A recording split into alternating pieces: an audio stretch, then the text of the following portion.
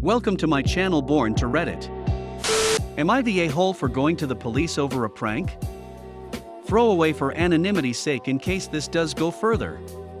To preface this, I, 24 female, am vegan, and have been for a good 10 years. I have not eaten meat since I was roughly 3 to 4 years old when I found out where meat comes from. Spoiler alert, there were a lot of tears. This is no secret and everyone in my life knows and respects this, or so I thought. 4 nights ago, I was at a party, and I will admit, I got white girl wasted. My friends thought it would be funny to feed me chicken nuggets as a prank. I checked with them before chowing down, are these vegan? To which my friends replied, yeah, they're sun-fed, a type of vegan chickenless chicken. They tasted off to me, but I figured it was just because I was drunk. I was wrong. I found out the next day when my sister sent me a message telling me to check my friend's Snapchat story. The story was them showing the nugget packaging, and then showing them giving them to me, including the conversation where I asked if it was vegan. And then later them mocking me and pretending to be me when I found out I ate meat, things like fake crying and yelling the chickens. I took a screen recording of the video and took it to the police, on the grounds of food tampering, and now 3 of my ex-friends are facing charges. They all think that I'm overreacting to a harmless prank, so Reddit, am I the a-hole? In my view, they took advantage of my drunken state, tampered with my food, and publicly humiliated me. In their view, it was just a prank. Not the a-hole, I'm impressed and kind of think this is awesome. Edit, I think that it's awesome you went to the police and they're taking it seriously. Plus I'm pretty sure those aren't real friends if they gave you knowingly meat and actually Snapchat it. So hopefully they will learn a lesson by this. SpongeBob taught me that pranks are for the enjoyment of the pranksters. They did it for themselves at the expense of their friend, making it even worse by mocking her and posting it Snapchat. This is an excellent description and explains why I don't find pranks funny. Pranks are funny equals only when the recipient has true laughter at their own expense. Part of a good prank is knowing who to prank and how far to go. Dumping water on an unsuspecting person in a busy town center? That's asshole. Putting something on someone's laser mouse? That's funny if it's the right person. Am I the a-hole for pressing charges against my son? My son, 28, was visiting us for a couple days and was at my house alone babysitting my daughter's kid. According to my son, the other day my 4-year-old granddaughter, his niece, pulled down the TV and broke it. My son told us that he took the TV to the dump as it was shattered and useless. My daughter and son-in-law, my 4-year-old granddaughter's parents, felt very bad for what had happened and paid the cost of the TV that day. My husband was watching our security cameras, and our son's story doesn't hold up. We never see our granddaughter breaking the TV.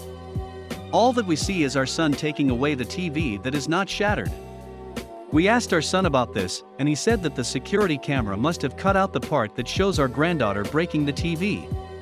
Eventually I got a call from my son's girlfriend that lives with him. She said that she knew what was going on and felt guilty.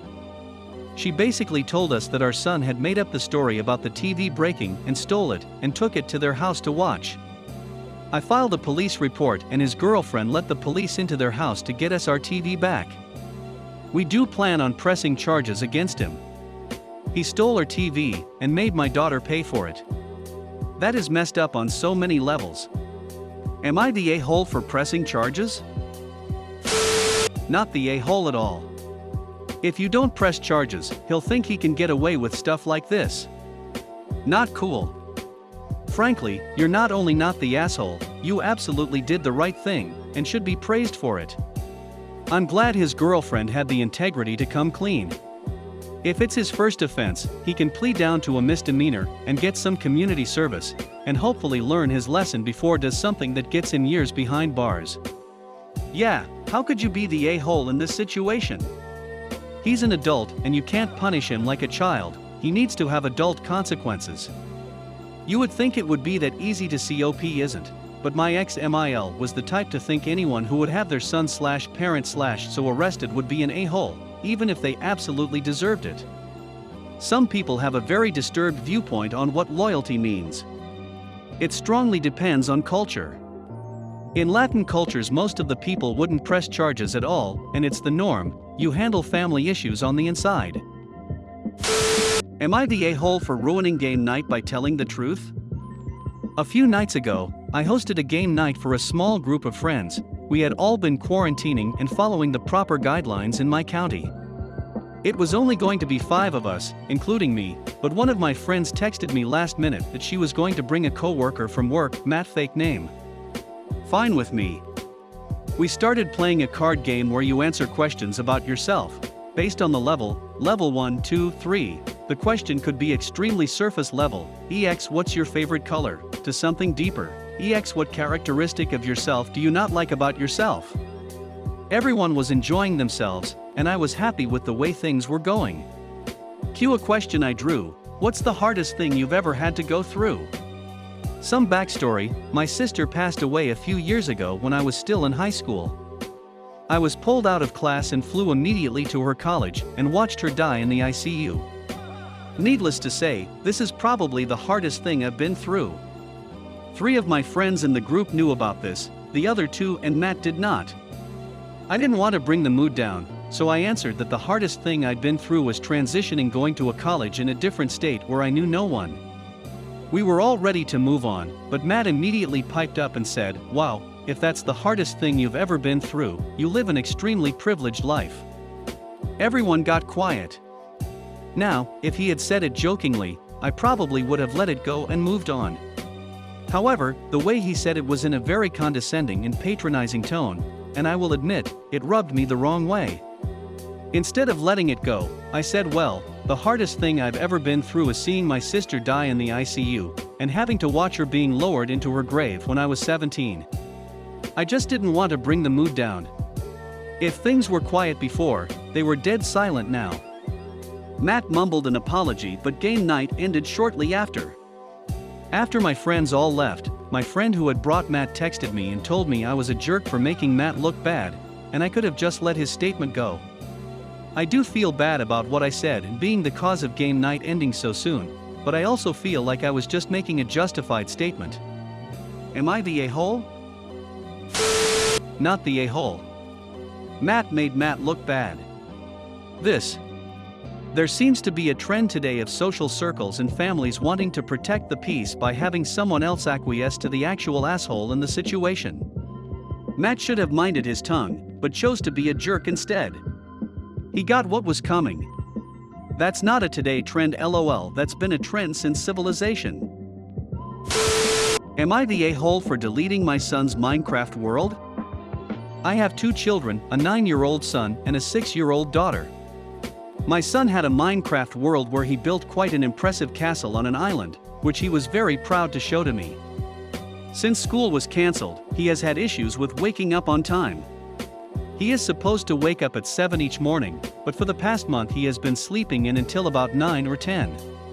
I always set an alarm for him, but he sleeps right through it.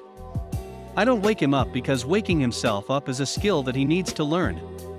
I told him about 2 weeks ago that there are going to be consequences for him if he continues to sleep in every morning. At first, he understood and was waking up on time every morning. But for the past week or so, he has fallen back into old habits. I told him yesterday that this is his final warning. Today, he slept in until 11.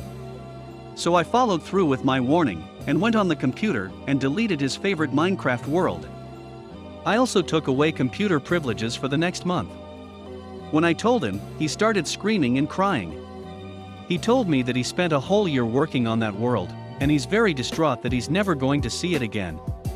He has been crying and sobbing throughout the day, and has refused to eat any of his meals. You're the a-hole. Parenting is more about finding ways to get your child to succeed than negative punishment. Not only will your goal of having him wake up not be met, you've created additional hardship on your child during these unprecedented times. He's 9. The punishment did not fit the crime. Edit, thanks for pointing out my incorrect use of negative reinforcement.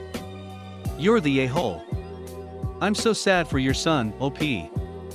My son is about the same age, and I can't imagine purposefully doing something so mean to him. Our kids have had their entire world upended right now. No teachers or friends right now, we as their parents are their lifeline right now, and you just let your son know following the rules and being right and behaving were more important to you than helping him through these times. Is it possible he is not sleeping well because he is stressed or anxious because the entire world has changed pretty abruptly? Is it possible that he is more tired than he normally would be because his mind is processing big changes right now? Is it possible his circadian rhythm doesn't align with your idea of when he should be awake? There are a lot of possibilities, but you choose to believe he was being either lazy or disrespectful. My mom was like you. To this day I have trouble opening up to her and showing her anything I am proud of. I knew it was ammunition that could be used against me. I self-sabotage because I'd rather take something away from myself than let someone take it away from me, and even though I've been out of her home for 20 years I still fight myself to not self-sabotage because no one can hurt me anymore. He worked on this for a year. And now he's stuck in isolation and social distancing with someone who values getting up at 7 more than the work he put into creating something. My dad is like OP. I'm like a stranger to him now. Doesn't really know me at all. And I don't care. Share your best a-hole story in the comments. Subscribe now, or I'll delete your Minecraft account.